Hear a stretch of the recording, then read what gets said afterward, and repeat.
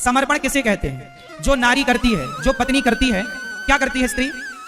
एक आदमी से विवाह होता है, जिस आदमी को वो जानती नहीं है। जब एक लड़की से पत्नी बनती है, तो पत्नी जब ससुराल जाती है तो पत्नी उस आदमी को जानती नहीं जो उसका पति है, लेकिन उसके चरणों में समर्पण कर देती है। समर्पण कैसा? आज से पति का सुख पत्नी का सुख बन जाता है, पति का दुख पत्नी का दुख बन जाता है, पति की हंसी पत्नी की हंसी बन जाती है, और पति के आंसू पत्नी के आंसू बन जाते हैं। पति घास की झोपड़ी में रखता है तो पत्नी घास की झोपड़ी में। मैं अच्छी पत्नियों की बात कर रहा हूँ, ब्रांडेड पत्नियों की, चाइना मॉडल की बात नहीं कर रहा हूँ। चाइना मॉडल तो भाग जाती है, मैं मायके चली जाऊंगी, तुम देखते रहिए, ये सब चाइना मॉडल है। मैं अच्छी ब्रांडेड पत्नी की बात कर रहा हूँ। पत्नी अच्छी क्वालिटी की है तो वो पति के साथ झोपड़ी में भी रह लेती है। हाँ या ना? सीता मैया 14 साल वनवास में सीता मैया झोपड़ी में राम के संग गुजारी कि नहीं? महलों को छोड़ा, सीता मैया बोल देती मैं महलों में रहती हूँ, आप करके आओ 14 साल पूरे, मैं मिलती हूँ यहीं पे आपको, तब तक मैं पिता के घर घूम के आती हूँ, जनक जी के यहाँ।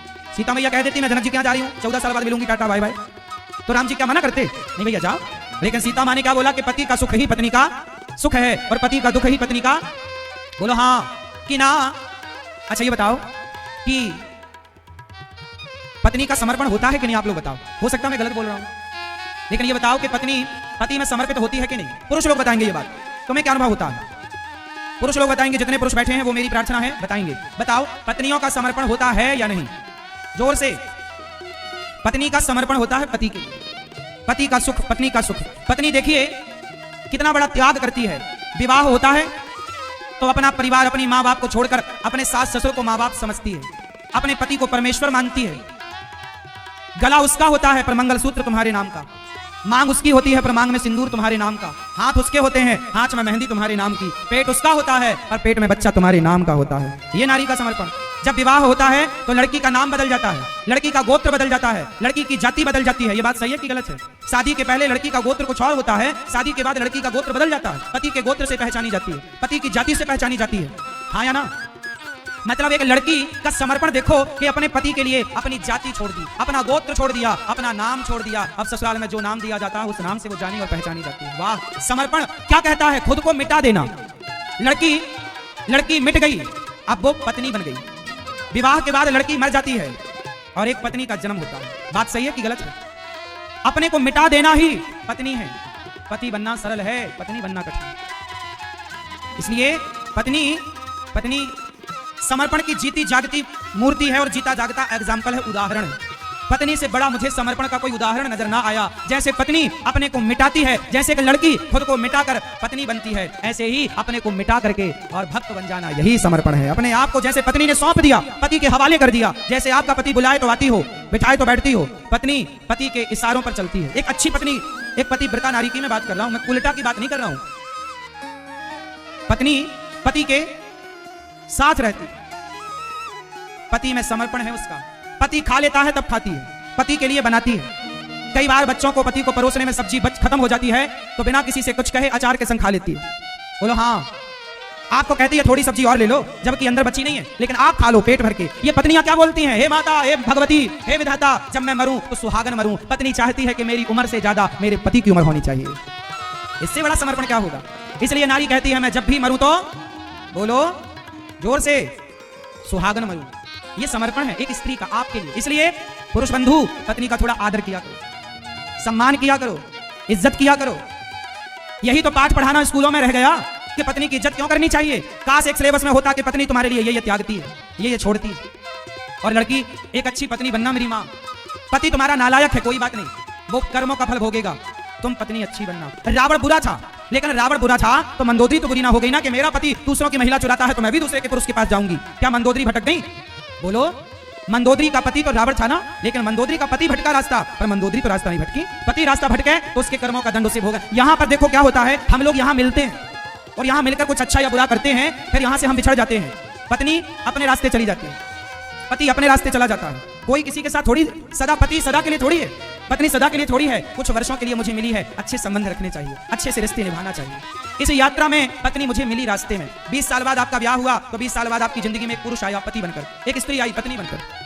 25 साल में ब्याह हुआ तो 25 साल बाद आई, 30 साल में ब्याह हुआ तो 30 साल बाद आई, और 50 साल 55 साल 60 साल के होते होते तुम्हारी पत्नी चली गई, 70-80 साल के होते होते पत्नी चली गई, पति चला गया। तो 25 साल में मिली और 75 साल में चली गई, तो बीच के इतने ही वर्षों के लिए तो पत्नी मिली थी, बीच के इतने ही वर्षों के लिए तो पति मिला था। कोई सदा के लिए थोड़ी रहोगे तुम लोग।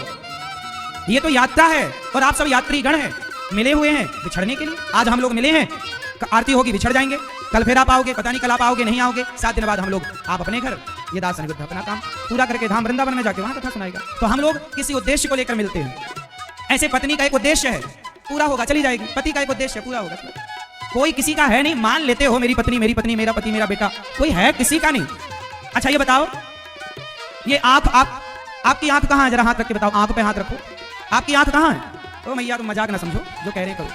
अपना तुम्हारा कान कहाँ है? ये आपका कान है, आपका है। ये आंख आपकी, कंफर्म करके बताओ आपकी है? ये हाथ आपका है? लो, इससे बड़ा झूठ क्या होगा? आपको लगता है कि आंख मेरी है। यदि आंख आपकी थी तो आंख हमें कमजोर दिखाई पड़ने लगा, कम दिखाई पड़ने लगा, आपने रोका काहे नहीं? पांव आपके थे तो घुटनों में दर्द हो गया, रोका क्यों नहीं?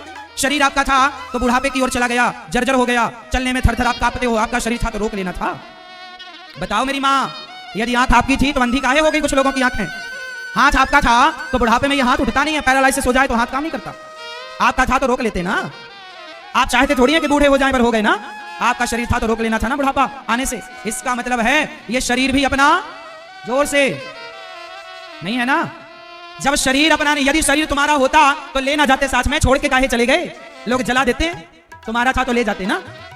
इसका मतलब ये हमारे बाप का, जोर से, क्यों ये शरीर आपके बाप का है?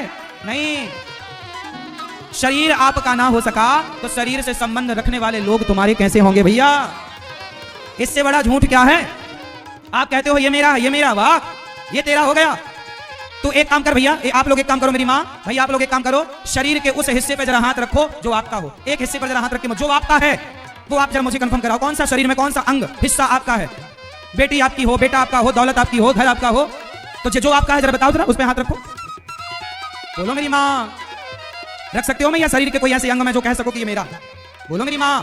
नहीं ना, फिर तुम कहते क्या हो? ये मेरा। अच्छा लॉलीपॉप खा रहे हो, खाओ। तसल्ली है कर लो, मेरा का लॉलीपॉप तो खा ही रहे हो ना, खाओ, बड़ा स्वाद आ रहा है, लेकिन सत्य नहीं है ये लॉलीपॉप। तुम्हारे बाप दादे सब चले गए, एक रत्ती लेके नहीं गए कुछ। सुनो, अभी दुनिया के भारत के सबसे बड़े आदमी भगवान के घर गए, टाटा जी गए कि नहीं? क्या पैसा था उनके पास? कोई चीज की कमी थी? वो चाहते तो अपनी 2-5 साल उम्र बढ़वा सकते थे। उनके पास तो इतने बड़े बड़े हॉस्पिटल थे कि इतने बड़े बड़े हॉस्पिटल वो खरीद सकते थे, लेकिन इतने बड़े बड़े हॉस्पिटल खरीद सकते, लेकिन उन्होंने अपनी उम्र 2 मिनट की खरीद सके? उत्तर दो मेरी माँ, क्या 2 मिनट खरीद सके? इसलिए हम किराए के हैं, आप किराए के हो। ये शरीर किराए का, ये संसार अपना नहीं है। टाटा बाय बाय कह के जाना पड़ेगा। इसलिए संसार के लोगों को अपना ना कहो, भगवान को अपना कहो। वो अपने मेरे